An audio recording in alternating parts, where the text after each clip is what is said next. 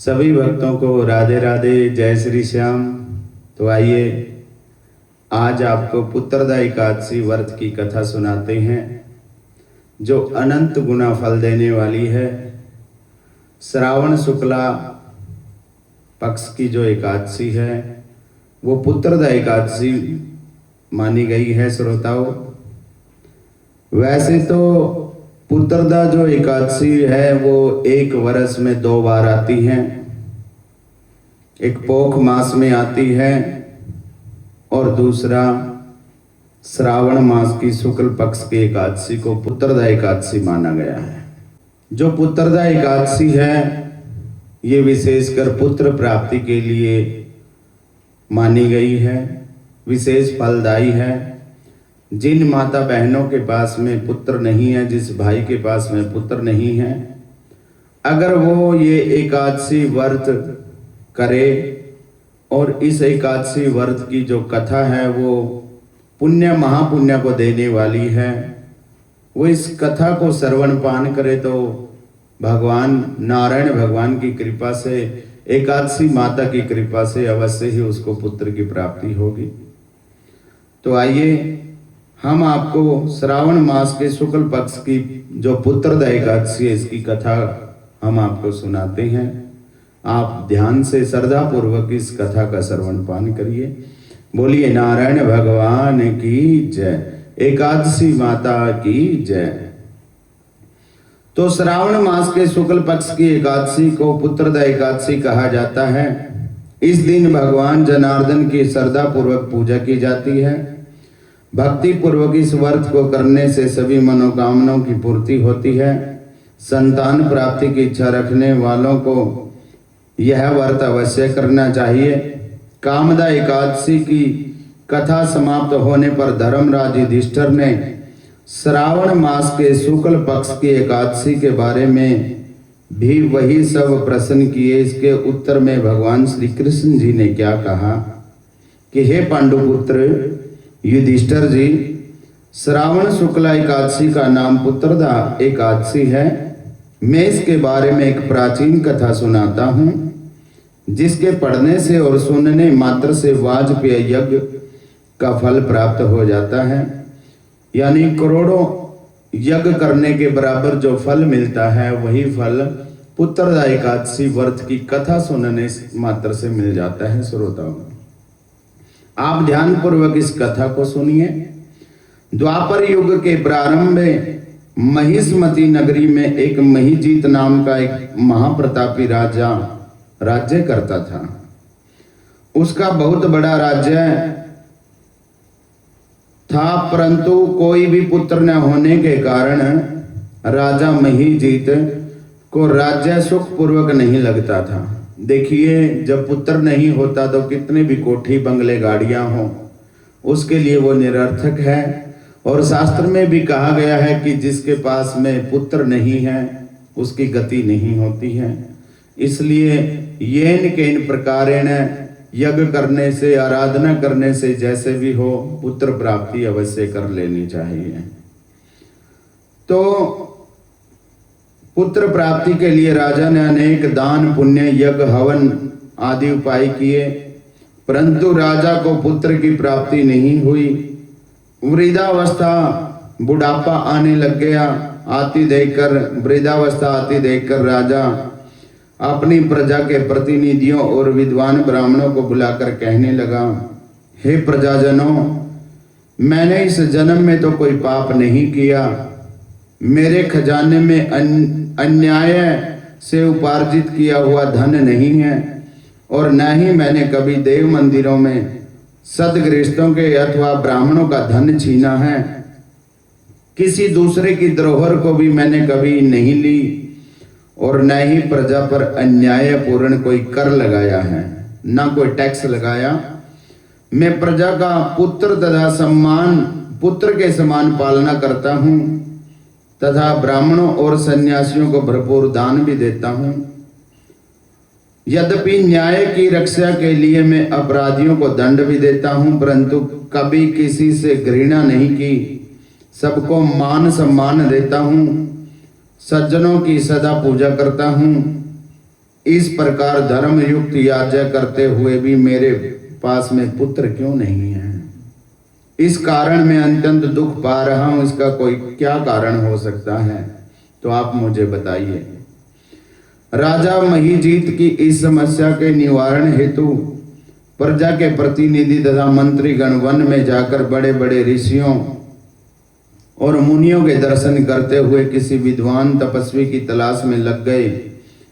एक आश्रम में उन्होंने एक अत्यंत बूढ़ा, एक वयोवृद्ध, एक धर्म के ज्ञाता, बड़े तपस्वी, परमात्मा में मन लगाए हुए, निराहार, जितेंद्रिय, जितात्मा, जित क्रोध और सनातन धर्म के गूढ़ तत्वों को जानने वाले, समस्त शास्त्रों के ज्ञाता महात्मा लोमस ऋषि, लोमस मुनि को देखा। एक कल्प के व्यतीत होने पर एक रोम गिरता था। लोमस ऋषि का इतनी अधिक थी आपकी आयु। सबने जाकर लोमस ऋषि को प्रणाम किया, उनके सामने बैठ गए। उन्हें देखकर ऋषि ने पूछा कि आप लोग किस कारण से आए हैं? आप मुझे अपनी समस्या बताइए, निसंदेह मैं आप लोगों का हित करूंगा। लोमस ऋषि के ऐसे वचन सुनकर सब लोग बोले, हे महर्षि, यद्यपि आप हमारी बात जानने में ब्रह्मा से भी अधिक समर्थ हैं, मगर फिर भी हम अपनी व्यथा कहते हैं।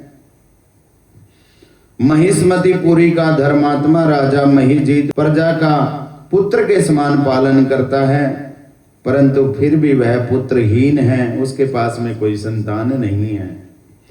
हम लोग उसकी प्रजा हैं, अपने राजा के दुख से हम भी दुखी हैं।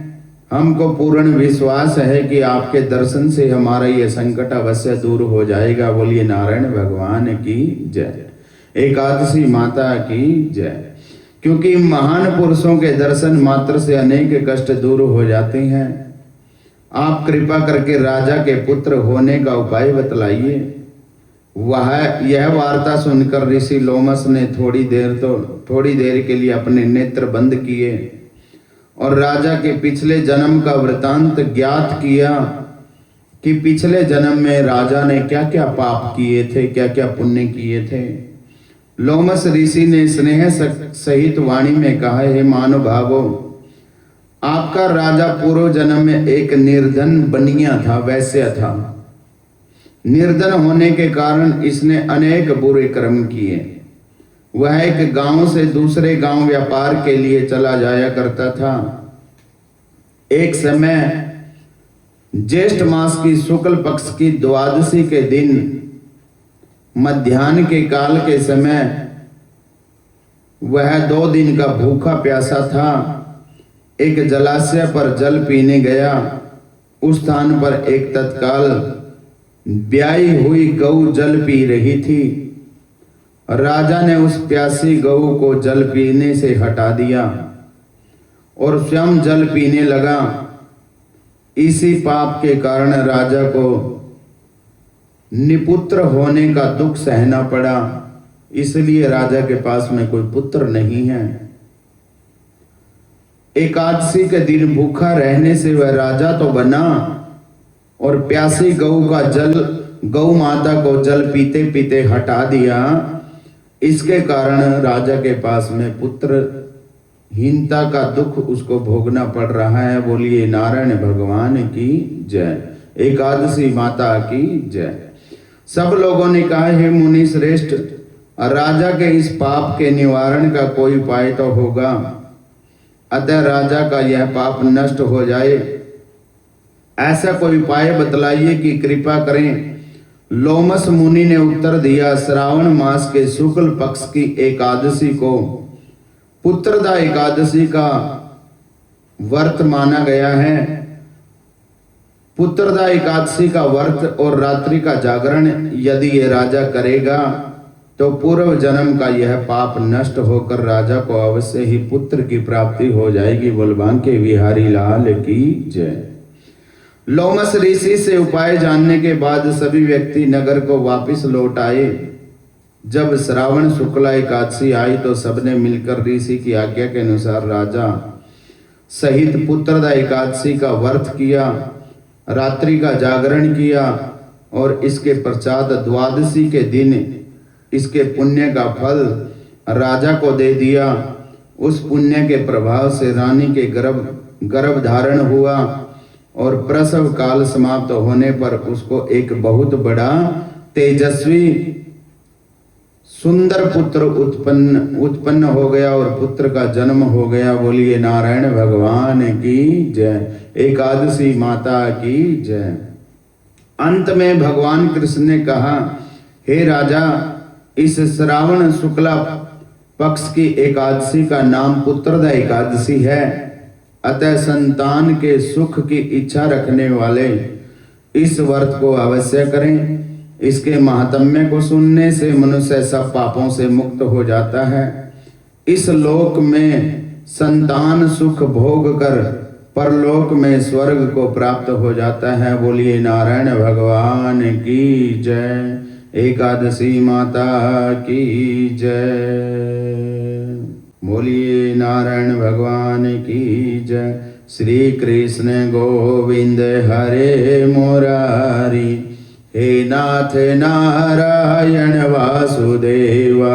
श्री कृष्ण गोविंद हरे मुरारी, हे नाथ नारायण वासुदेवा। हे नाथ नारायण वासुदेवा, हे नाथ नारायण वासुदेवा।